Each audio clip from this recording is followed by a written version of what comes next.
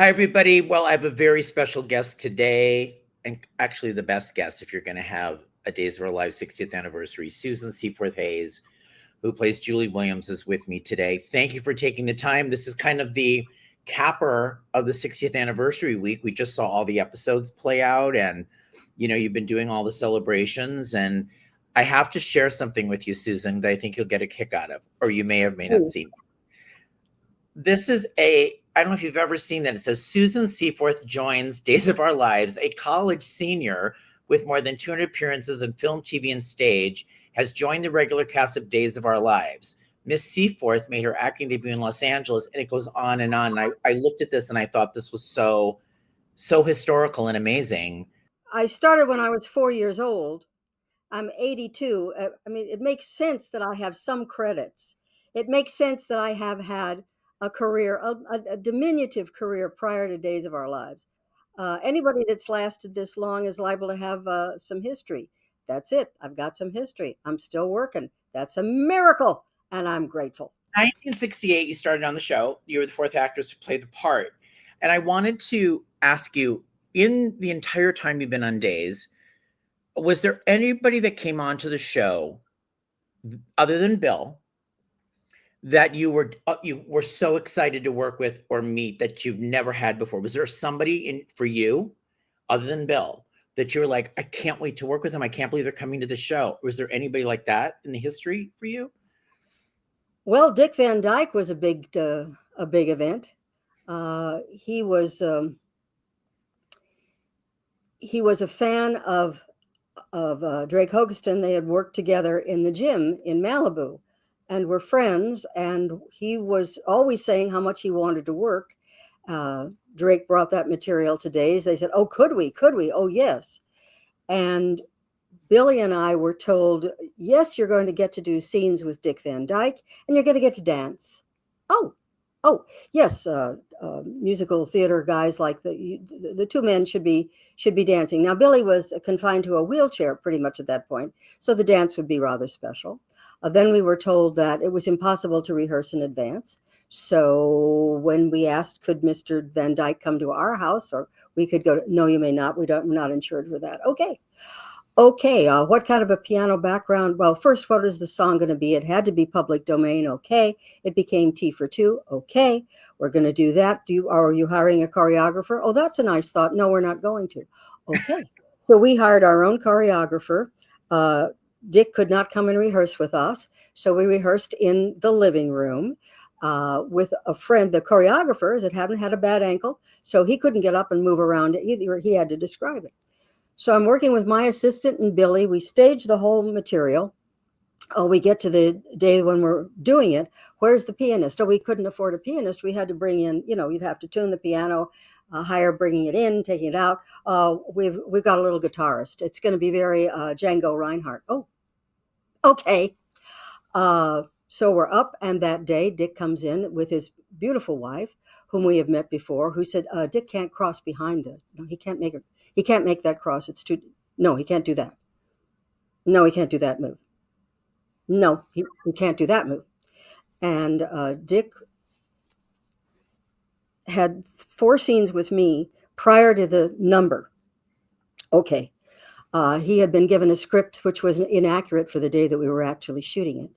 So he was doing a wonderful performance, but struggling with the lines. And I took the initiative to say, Mr. Van Dyke, we are so thrilled that you are doing the show. It is an honor. You're doing great. But please understand, there are days that are more difficult than other days. This may be one of them. Do not take it personally. This is me talking to Dick Van Dyke. It was and then they said, and the head writer whose idea this was, he's flown in from New York. Okay, let's rehearse it. And the producer director, who is no longer with us, strolls onto the set and says, well, show me what you've done. So he's not giving us any directions. It's mostly on one. It's mostly on 2, isn't it? Camera 2, and then yeah, Susan, that's right. Okay. So the the guitarist looks at the antiquity of the cast and begins to play T for 2 and 2 for T And Billy is saying, that's the wrong tempo. I said, yes, I know. That's the wrong tempo. Yes, darling, I know it is. That's the wrong tempo. Oh, okay, I said, okay, Bill is going to set the tempo. Okay, is that okay with everybody? No responses. So we do the number, and I am not a dancer, certainly not a tap dancer, certainly not on the level to be even in the same county with Dick Van Dyke. He's selling it. He's doing some sort of steps that had nothing to do with what we had planned or rehearsed, and I'm doing some sort of movement off to one side. And then it ends. We did one pickup. So it was basically one take. It was a milestone for the show. It was obviously an unforgettable day for me and Billy. And the funny thing was, it looked pretty good.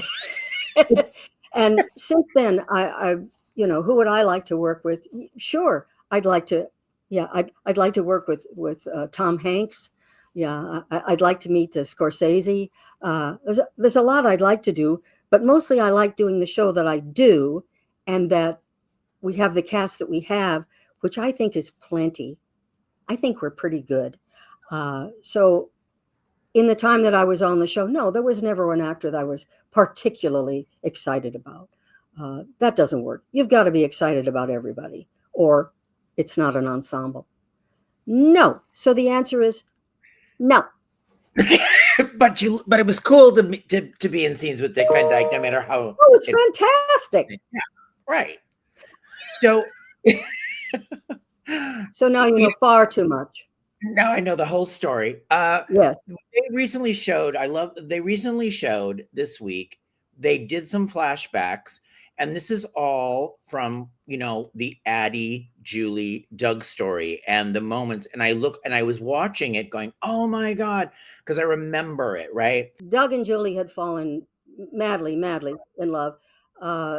Julie has a little son, and they have planned to go off to Portofino, a beautiful little town in Italy, which Susan and Bill did visit several times, which the mastermind of the show, Bill Bell, at that time had also visited and thought it was the sexiest place on earth. So he's sending the characters off there. In the meantime, Julie has decided that her little boy is going to come with them. And Doug has decided their little boy shouldn't be coming with them. He really isn't interested in that. Meanwhile, Julie's mother, Addie, has had eyes on the Doug character and offers him $1 million to marry her. And on the spur of the moment, he marries her.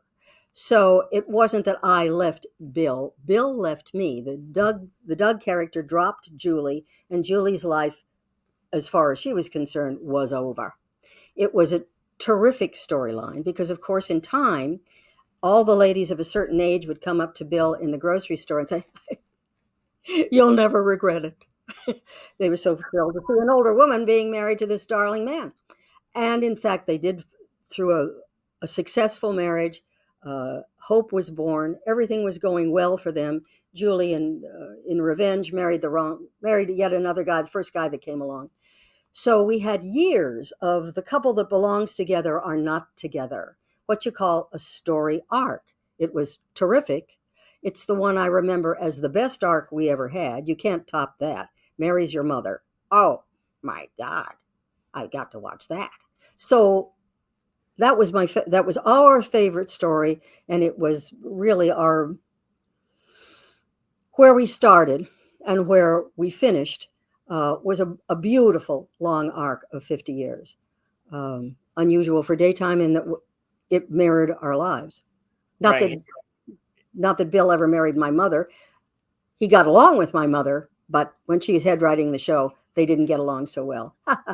Well, it was funny you bring up your mom because I found a picture of you and your mom, and I remember she wrote the Julie Byrne storyline. Yeah, that she was did. Always a sticking point because it was good and bad, right? For you, the good was it was the story. The bad was all the prosthetic stuff. Or how did you feel about it? Yeah, I felt sorry that it lasted so long, but it gave us another reason to have scenes of wanting to be together, some of which were beautiful. There was one dream sequence, not a dream sequence. Julie was living alone. she was taking sleeping pills and she had what she thought was a dream, but in fact, it was Doug appearing. That was at his nightclub, Doug's Place.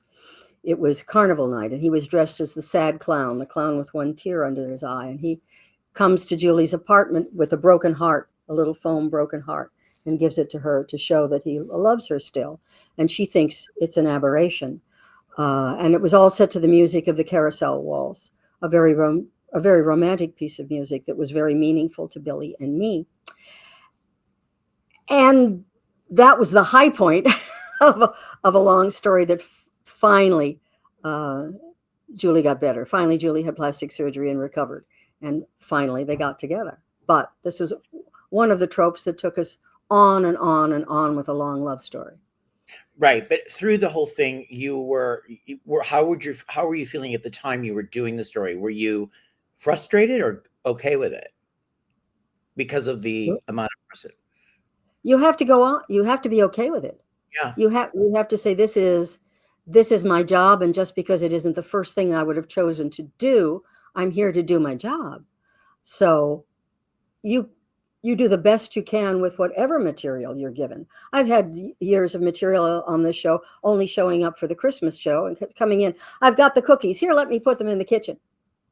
And that's your appearance that Christmas. So keep on smiling, folks, and make the best of it. Just like life, you know. Yeah, I always do what we want to do. Yeah, and then there was, of course, this beautiful photo that was shared after Denise Alexander had passed with you and Bill. And I think of the three of you and this incredible story and the friendships and the relationships you had over the year. I know we lost Denise earlier this year. Far too soon. Yeah, and she was so wonderful. And I'll never forget, Susan, I think I told you this, but the day that we were working on surprising you and Bill with the Lifetime Achievement Awards segment, and I had booked everyone secretly to come to the set, Denise was so excited to come and do this. And she's like, oh my God, I hope I didn't trip it up. I hope I didn't say anything. I'm trying to remember what I said. I said, I don't think, you're good. You're good. They don't know. And she was so concerned because she wanted it to be so special. And she could not say more sweet, wonderful things about both of you. And I just thought, I had never seen that side of her because I hadn't talked to her about you guys before. She's wonderful. Denise's talent was certainly responsible for my getting the job. When I auditioned as the fourth recast, I had a terrifically long scene. 11 pages is a lot for an audition scene, and I got to play it with Denise. And Denise had played this with the other cast. It was from a previous storyline, and it involved attempting to cause her to have a heart attack while I am pregnant, and it climaxes with me starting to have labor pains. I mean, this was a big chunk of dramatic stuff, very soapy, very good.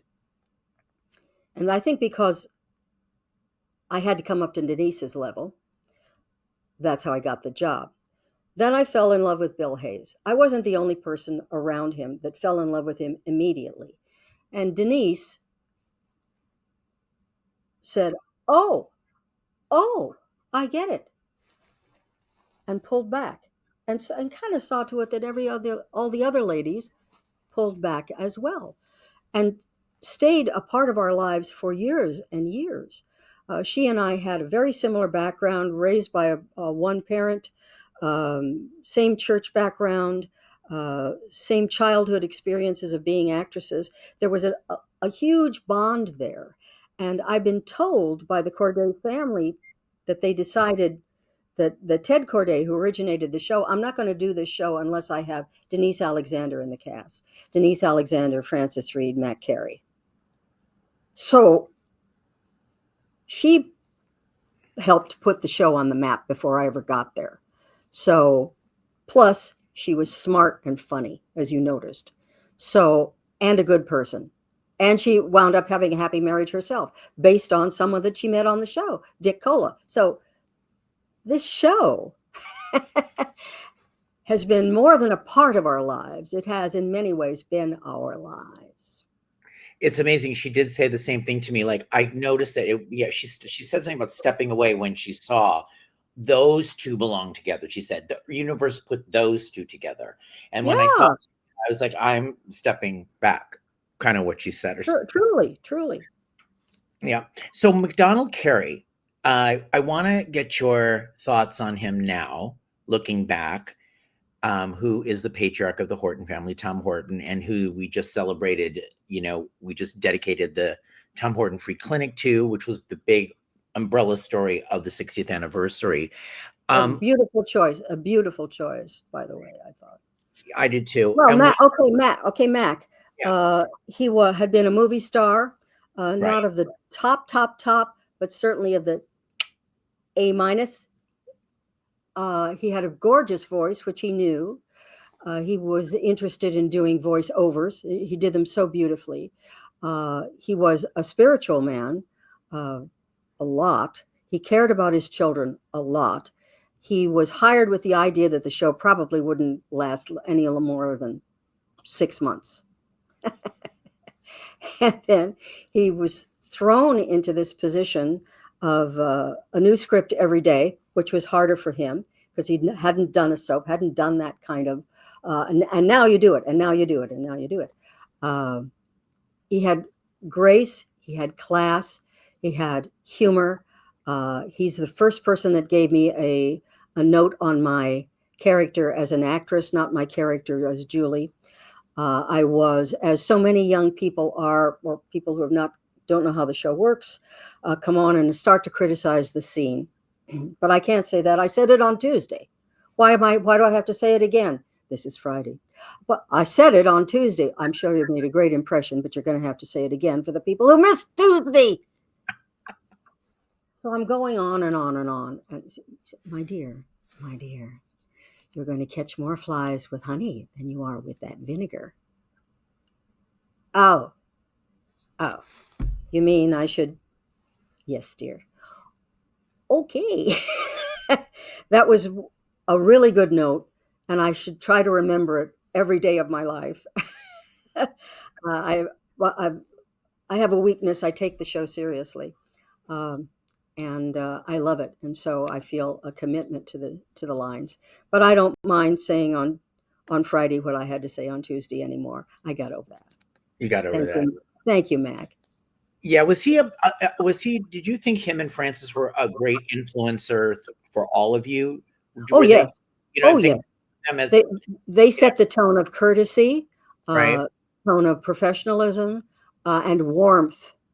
When I started on the show, it was a much smaller cast, and we all got to know each other very well in a short period of time because we spent full days in the studio together, starting at 6 o'clock in the morning and sometimes not going to tape until 2 or 3 in the afternoon, working through until 5. That is a long day, which we don't have anymore. We shoot in segments. So nobody is you don't have time to get to know each other if you're just in and out, in and out, in and out. And with Mac, it was, certainly with Mac and Frances, it was a sense of family. Frances had the Christmas party at her house. I mean, wow, how beautiful was that? They had a style and a majesty that you do not see anymore, and it's a treasured memory. Absolutely. I was going to say, we saw Julie and her grandson, with Lamon Archey coming back this week. And it was really great of them to give you a new, like they aged him up, they brought him in, and he's a new character. Taller too. Taller than you. Yeah, Richard Guthrie, that played his father, was just about as tall as I am, which is not up there where Lamon is. Lamon is so beautiful. I did a scene with him. Well, 2 things about Lamon. First one, he'd been on the show a little while, and we had a talking heads back and forth across the table. I was looking at him that morning, and I realized that he had the face of every gorgeous pharaoh that you've ever dreamed of. He is so beautiful. Okay, so that's the physical side, and got to know him and enjoyed his work, and always enjoyed doing our scenes together because we had a couple of good storylines together to play. And then Billy passed, and then Lamon gave me a wind chime that says, every time this plays, remember me, for Billy, and hangs in my garden. And whenever I go by, I thank him again. And I'm always happy to see him back on the show with Sal, who is also just a walking, talking goddess of beauty and charm and talent. Yeah, I love that couple. I love that they're on the show. And then also they brought back Stephen Schnetzer and Maura Critchlow this week. What was it like reconnecting with Stephen Schnetzer again? Wow, it was huge. It was huge. He told me it was 35 years ago that we played brother and sister. And he has not decayed in that time. He is as beautiful as ever and so professional and just a joy to have around. I would love to see his character reappear. I would love to have a strong male Horton reemerge that is in my age range to talk to. I loved the scenes that I got to do with him. 4 shows was not enough, but he lives back east, so we'll see. We'll see. Okay, so in the time that on the show that Doug has passed away on the show, they've let Julie grieve. They've had moments with her still grieving. Like they're showing kind of the process of it, which I think is really important. I think, and what is that like for you? Because I know it's hard in real life, and then you're portraying this on television, and then you have maybe a scene that they've written for you, and it's a grieving scene where she has a memory of Doug, or this triggers her. How are you able to get through it now? Is it what comes for you? Is it difficult, or are you able to, like, this is good, I can channel everything through this, or how are you with it? I'm happy to be doing it because I feel that it honors him, that he is not quickly forgotten.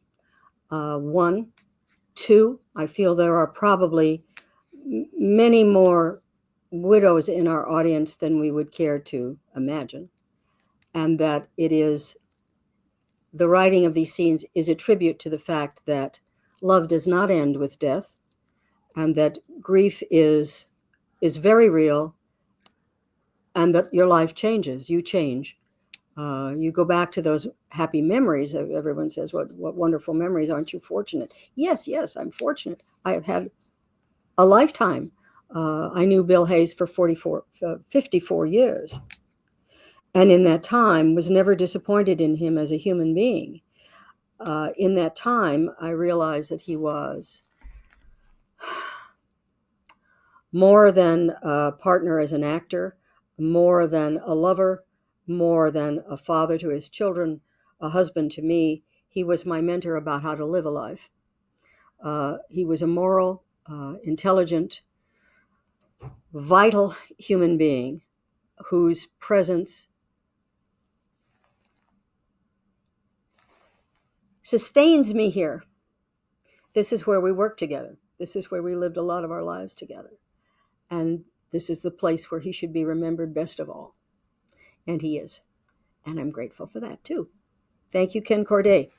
Yes, it's amazing. And I think I've told you so many times when I speak with different cast members, all of them always said that the love story they would love to uphold or have in their own life is Bill and Susan. Like, that's the goal. That's like the goal, because it's such a beautiful love story that everybody wishes they had in their life. And you had that with Bill, and you got to do it at Days with the. And I got to do it in public. Our viewers saw us fall in love. And Bill Bell, who was the writer of as I have said, the Lion of Daytime, the great writer producer, saw us fall in love before we knew it. He's watching it in Chicago in real time with all the commercials and everything. Says, "Oh, there's a spark there. I'm going to change the story." And he did change the story to create our romance, which we then got to live, which was. You got to treasure a writer that does that for you. And then, Suzanne, you, Bill, you as the longest running, you are the longest running character and Still cast, alive, yes. still alive. And there was a scene this week with Suzanne and you where both Maggie and Julie are talking about, being part of the family as long as they have, the Horton Yeah. family, and how she married in. What do you remember when Suzanne came to the show, and did you at all take her under the wing at all, or was that? I don't know. Suzanne didn't need a lot of under the wing stuff. Suzanne had been a Broadway dancer. Mhm. Nobody works harder than that. She was naturally beautiful, effervescent, had plenty of energy, had plenty of interest in having this job, having this character.